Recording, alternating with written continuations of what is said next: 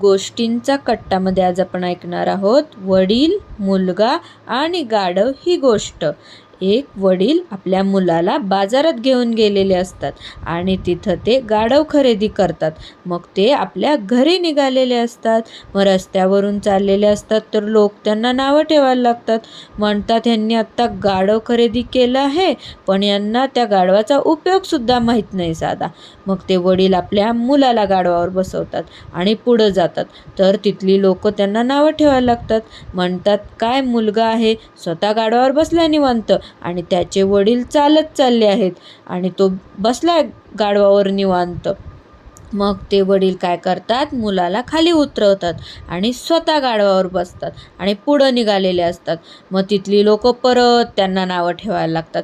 ते म्हणतात काय वडील आहेत, स्वतः गाढवावर बसलेत निवांत आणि बिचारा छोटा मुलगा चालत चाललेला आहे. मग ते वडील काय करतात, मुलाला पण आपल्यासोबत गाढवावर बसवतात आणि ते दोघं गाढवावर बसून चाललेले असतात.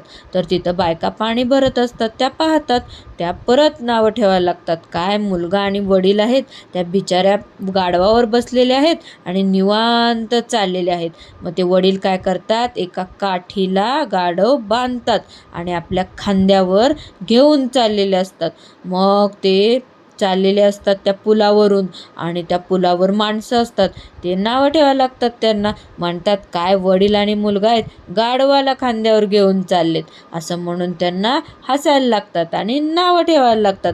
मग ते वडील त्या गाढवाला बांधलेलं असतं ना, ती दोरी सोडायला लागतात. तेवढ्यात ते गाढव त्या पाण्यात पडतं आणि मग ते वडील आणि मुलगा डोक्याला हात लावून बसतात. गोष्टीचं तात्पर्य आहे सर्वांना खुश ठेवणे अशक्य. तुम्ही काहीही केले तरी लोक तुमच्याबद्दल बोलणारच. आवडली का गोष्ट तुम्हाला? आवडली असेल तर चॅनल सबस्क्राईब करा आणि व्हिडिओ लाईक करा. थँक्यू.